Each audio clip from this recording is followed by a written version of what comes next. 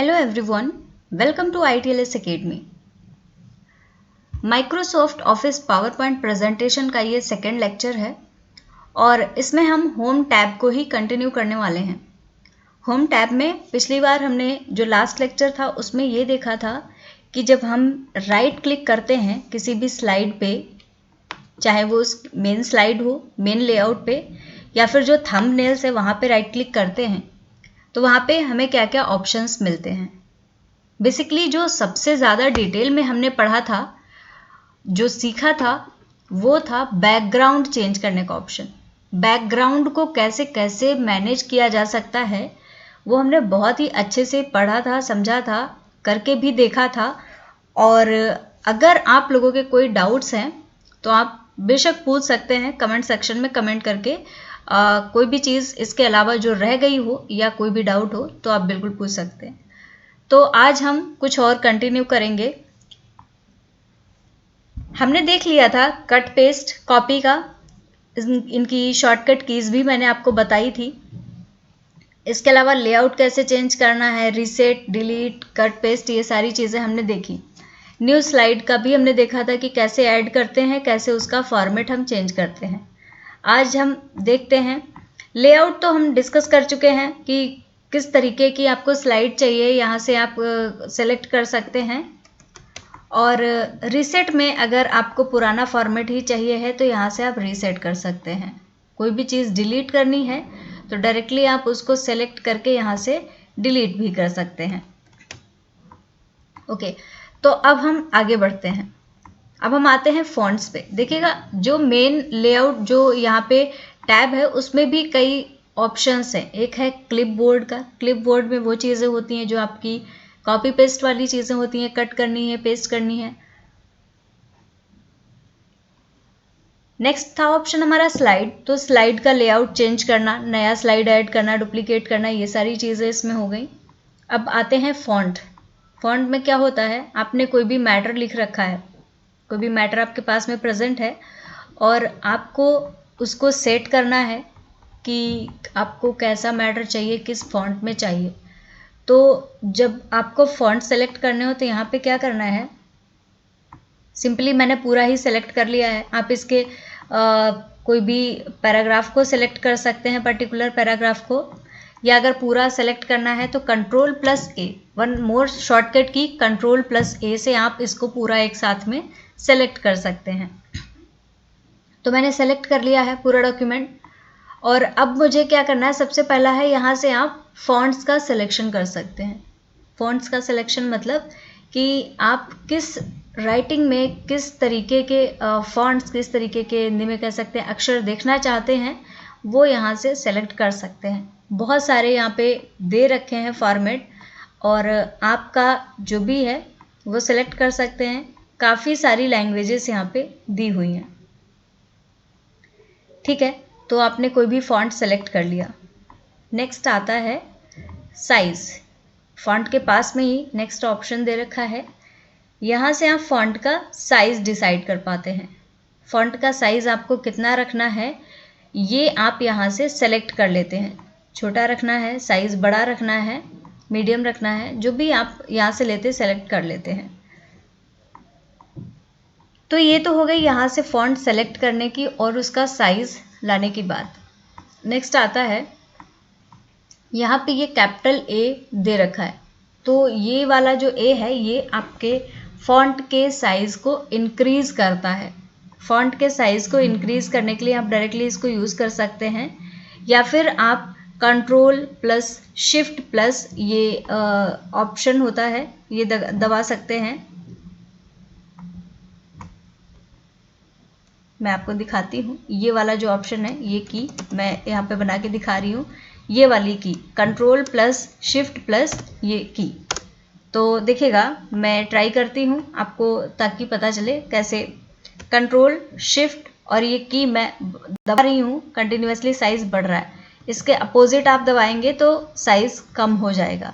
तो ये shortcut keys हैं इनके लिए, साइज़ बढ़ाने की और कम करने की। कौन सी कीज़ हैं एक बार मैं फिर से दिखाती हूँ आपको।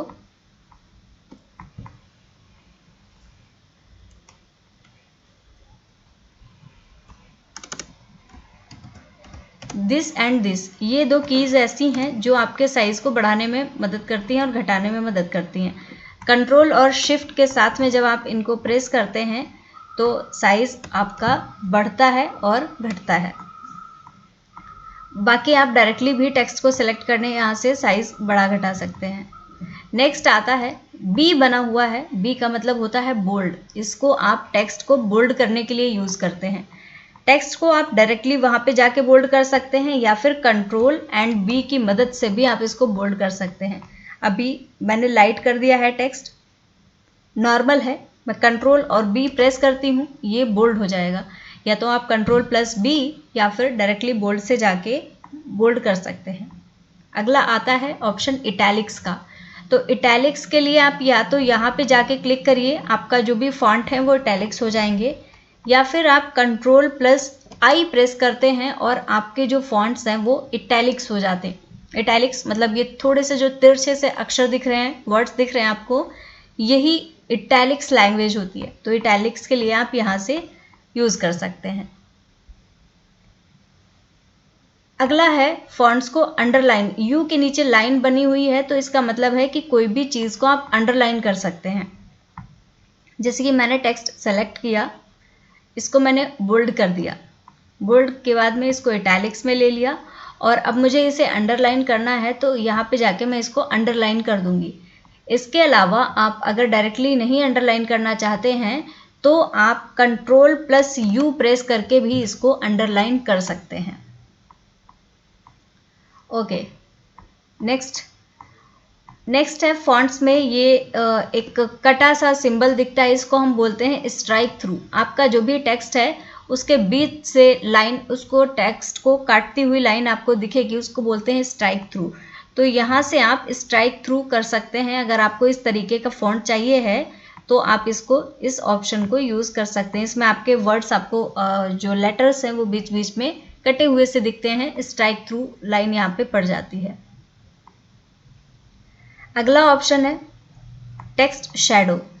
देखिएगा जो हेडिंग है, हेडिंग में अब आपको एक शैडो नज़र आ रही होगी। यहाँ पे मैं इसको हटाती हूँ, नॉर्मल टेक्स्ट दिख रहा है, यहाँ पे शैडो पे जाके करूँगी, आपको टेक्स्ट की शैडो दिखने लगती है। तो ये है शैडो, एक कह सकते हैं आपको अगर डिज़ाइन है थोड़ा सा हैवी, आपको फॉन्ट रखना है तो आप ये शैडो का ऑप्शन यूज़ कर सकते हैं।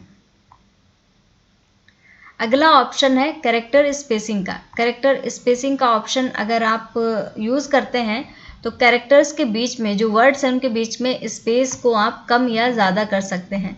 अगर आप लूज स्पेसिंग रखेंगे स्पेस बढ़ जाएगा, वेरी लूज तो बहुत ज़्यादा स्पेस बढ़ जाएगा, और ज़्यादा स्पेसिंग चाहिए तो आप स्पेसिफाई कर सकते हैं कि कितना ज़्यादा स्पेसिंग आपको चाहिए है, उतना ही स्पेस में आपके लेटर्स यहाँ पे आपको मिल जाएंगे। और इसके अलावा वेरी टाइट तो मतलब बहुत एक साथ में कंस्ट्रिक्टेड होके आपको आपके जो लेटर्स हैं, फॉन्ट्स हैं वो मिल जाएंगे। टाइट मतलब एक नॉर्मल गैप रहेगा उनमें। तो इसको आप अपने नीड के अकॉर्डिंग चेंज कर सकते हैं कि इनके बीच में कितना गैप रहना है। नेक्स्ट ऑप्शन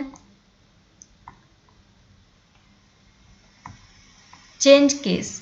इसमें क्या है, आपने कोई भी लिख रखा है मैटर, इसको सेंटेंस केस में कर सकते हैं। सेंटेंस केस इसमें क्या होगा, कोई भी कैपिटल लेटर में है, स्मॉल लेटर में है, ऐसे लिखा हुआ है, कोई प्रॉपर उसमें सेंटेंस नहीं बना हुआ है, लेकिन आप उसको एक सेंटेंस की तरह लिखना चाहते हैं तो यहाँ पे जाके आप करेंगे सेंटेंस केस और आपका एक सेंटेंस बन जाएगा। ऑल्दो यहाँ पे ऑलरेडी बना हुआ है तो ज़रूरत नहीं है, तो आपको चेंजेस नहीं दिख पाएंगे, बट मैं करके दिखाती हूँ। मैं यहाँ पे करूँगी लोअर केस। देखिएगा सारे ही लेटर्स जितने भी थे सारे लोअर केस में हो गए, स्मॉल लेटर में आ गए। यही आप जाके यहाँ पे करेंगे अपर केस। आपके जितने भी लेटर्स हैं, जो भी वर्ड्स लिख रखे हैं आपने, सारे की सारे अपर केस लेटर्स में आ जाते हैं।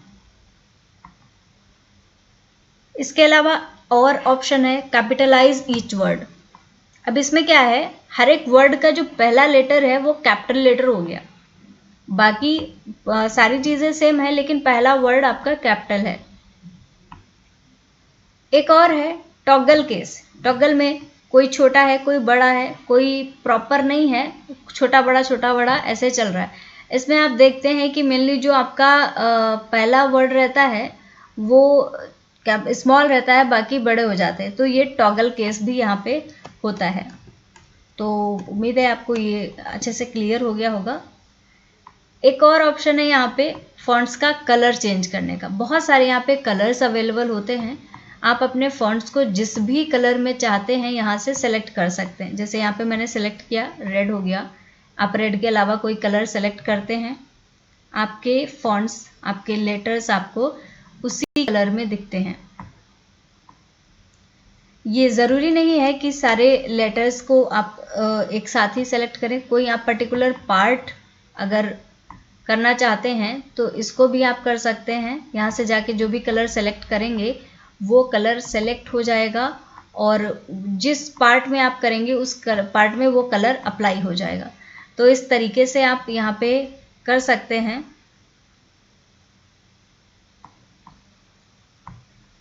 बहुत सारे कलर के ऑप्शन हैं, उसके अकॉर्डिंग आप चेंज कर सकते हैं। अपना जो भी डिज़ाइन, जो भी कलर चाहते हैं वो यहाँ पे ला सकते हैं।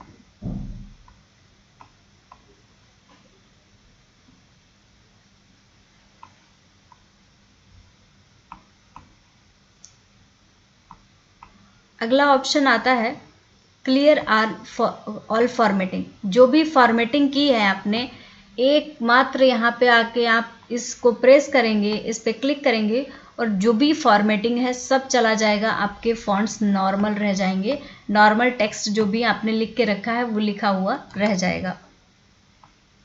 तो पूरी फॉर्मेटिंग आपने की है, आपको एक एक चीज़ें हटाने की ज़रूरत नहीं है कि कहीं आप कलर हटा रहे हैं, कहीं आप फॉन्ट्स चेंज कर रहे हैं, कहीं साइज़ चेंज कर रहे हैं। आप सिंपली यहाँ पे जाके क्लिक करिए, आपका आ जाएगा जो भी फॉर्मेट, एकदम सिंपल वर्ड्स में लिखा हुआ, सारी फॉर्मेटिंग यहाँ पे क्लियर हो जाएगी।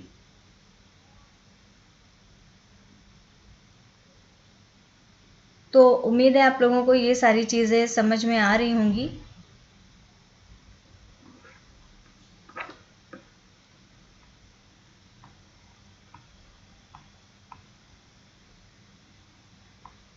ओके, अब आते हैं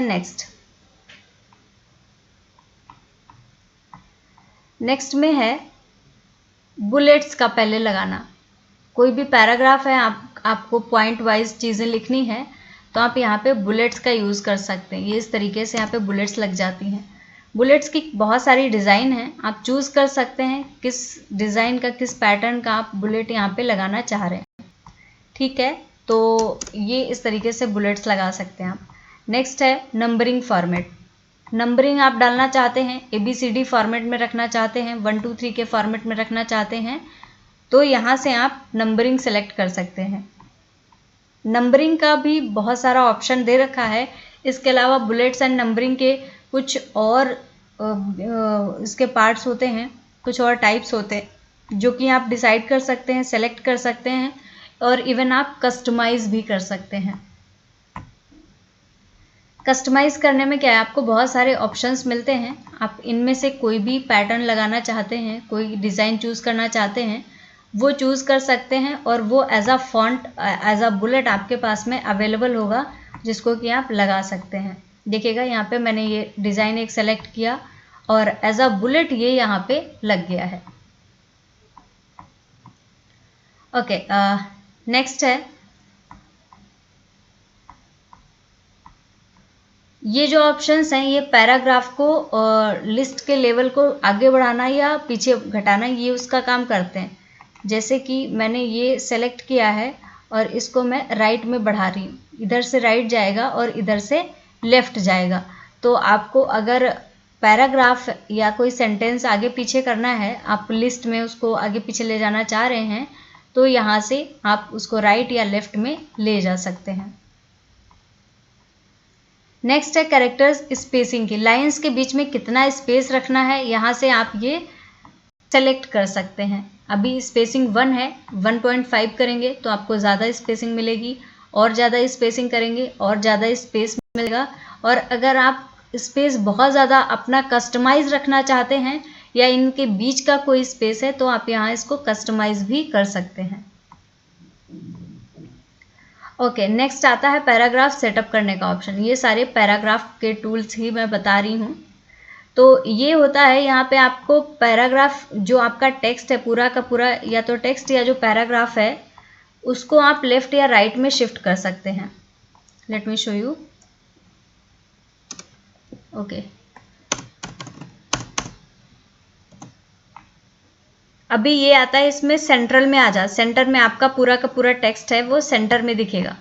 तो अगर इस ऑप्शन को चेक कर दिया मैंने तो देखिएगा सारा टेक्स्ट आपको सेंटर में दिख रहा है। इसके लिए आप शॉर्टकट की भी यूज़ कर सकते हैं। Ctrl+E प्रेस करेंगे, आपका जो टेक्स्ट है वो मिडिल में आ जाएगा। अगला ऑप्शन है राइट में ले जाने का, तो Ctrl+R की मदद से आपका जो सारा मेन टेक्स्ट है वो राइट डायरेक्शन में शिफ्ट हो जाएगा। अगला ऑप्शन है आपका जो भी टेक्स्ट है उसको जस्टिफाई कर सकते हैं आप। जस्टिफाई मतलब दोनों इधर से भी और इधर से भी, दोनों तरफ से आपको सेम अलाइनमेंट मिलेगा। यहाँ से जहाँ से वर्ड लाइंस स्टार्ट हो रही हैं सारी एक साथ रहेंगी, और ये भी इधर से, मतलब पूरा का पूरा पैराग्राफ आपका जस्टिफाई हो जाएगा, पूरा सेंटेंस आपका जस्टिफाई हो जाएगा। अगला ऑप्शन है कॉलम्स का। आपका जो टेक्स्ट है आप इसको कॉलम्स में डिवाइड कर सकते हैं। तो पहला ऑप्शन है 1 कॉलम, तो 1 कॉलम, सिंगल कॉलम में तो ऑलरेडी टेक्स्ट आपका प्रेजेंट है।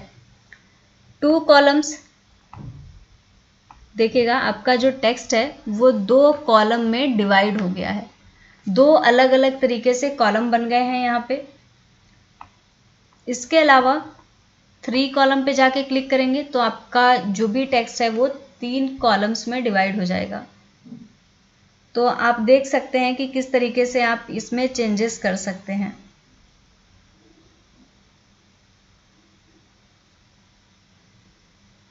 ओके, वापस आते हैं, कुछ और चीज़ें सीखते हैं। अगला ऑप्शन है टेक्स्ट डायरेक्शन।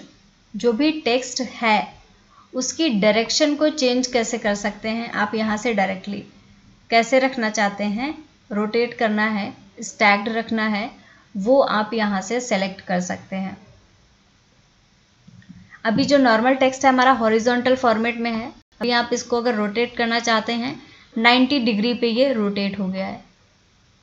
270 पे रोटेट करना है तो 270 इन द सेंस, अगर आप इधर साइड में 90 करेंगे तो इसको ये 270 पे रोटेट कर देता है। स्टैक्ड फॉर्मेट में चाहते हैं तो ये स्टैक्ड हो जाएगा। देख सकते हैं आप किस तरीके से सारे बिखरे हुए से एक साथ में लग के आपको टेक्स्ट आपका मिल रहा है। Ctrl+Z करने से सारी चीज़ें दोबारा से जैसी की तैसी हो जाती हैं। ओके, अब टेक्स्ट डायरेक्शन हो गया। अब आता है अलाइन टेक्स्ट। टेक्स्ट को अलाइन करने के लिए आप क्या कर सकते हैं, अलाइनमेंट मतलब ऊपर रखना है, बॉटम में रखना है या मिडिल में रखना है। अभी हमारा टेक्स्ट जो है वो स्लाइड के मिडिल में है, इसको आप टॉप में कर सकते हैं, ऊपर की तरफ आपको सारा टेक्स्ट दिखेगा। इसके अलावा बॉटम में कर सकते हैं, आपका पूरा टेक्स्ट आपको बॉटम में दिखेगा। और मिडिल में करेंगे तो एक मिडिल एरिया में दिखेगा। तो इस तरीके से आप इसको यूज़ कर सकते हैं। अगला आता है स्मार्ट आर्ट। बहुत अच्छा टूल है, बहुत बेहतरीन टूल है, जिसका मैक्सिमम टाइम यूज़ होता है पावर पॉइंट प्रेजेंटेशन को बनाने में। तो चलिए देखते हैं। मैंने पूरा टेक्स्ट सेलेक्ट किया है और अब मैं जाती हूँ convert to smart art. Smart art पे जाएंगे जब आप, तो आपको बहुत सारे ऑप्शंस मिलते हैं, किस स्टाइल में आप करना चाहते हैं।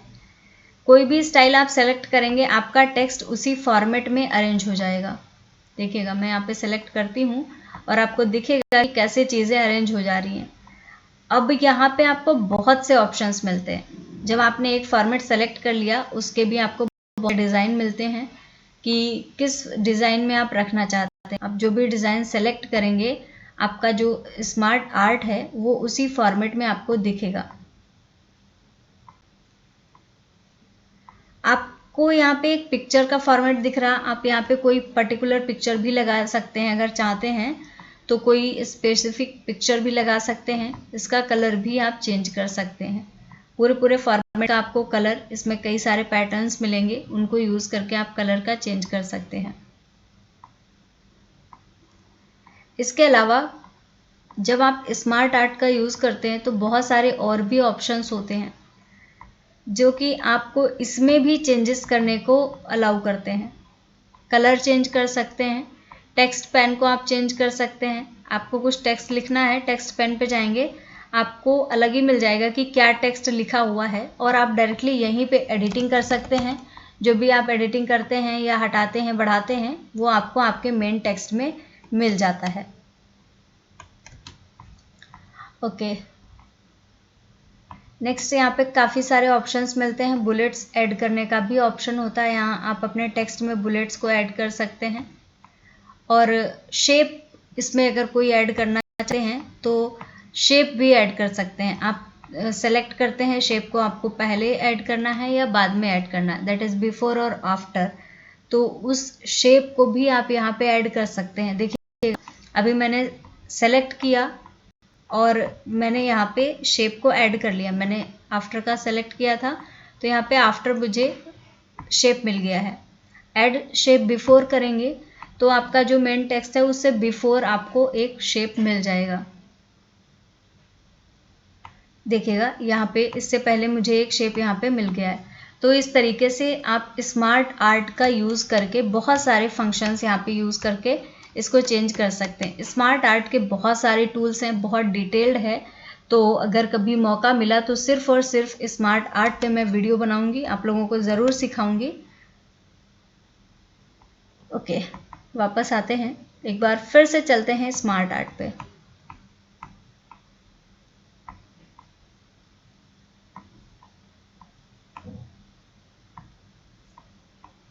ओके, इसके अलावा आप स्मार्ट आर्ट के बहुत सारे जो टाइप्स हैं वो यहाँ से सेलेक्ट कर सकते हैं। आप ये भी सेलेक्ट कर सकते हैं कि लिस्ट चाहिए आपको या कोई प्रोसेस दिखानी है तो आप इस तरीके से यूज़ कर सकते हैं। सर्कल्स का यूज़ कर सकते हैं, 2 से 3 चीज़ें कंपेयर करके आपको दिखानी है एक सर्कल फॉर्मेट में। किसी भी हायरार्की को दिखा सकते हैं, रिलेशनशिप्स को आप दिखा सकते हैं, मैट्रिक्स को यूज़ कर सकते हैं, पिरामिड्स को यूज़ कर सकते हैं। एज़ पर योर नीड, जैसी भी आपकी ज़रूरत होगी आप यहाँ पे स्मार्ट आर्ट को इंसर्ट कर सकते हैं और उसमें भी तरह तरह के डिज़ाइन बना के अपने प्रेजेंटेशन को और भी ज़्यादा बेहतर बना सकते हैं। और जब आप रीसेट ग्राफिक्स करेंगे तो जो भी ग्राफिक आपका पहले होगा वैसा ही आपको मिल जाएगा और पुराना जो आपने सेटअप किया हुआ है स्मार्ट आर्ट का तो वो पूरा सेटअप हट जाएगा और आपको जो ओल्ड फॉर्मेट है वही मिल जाएगा।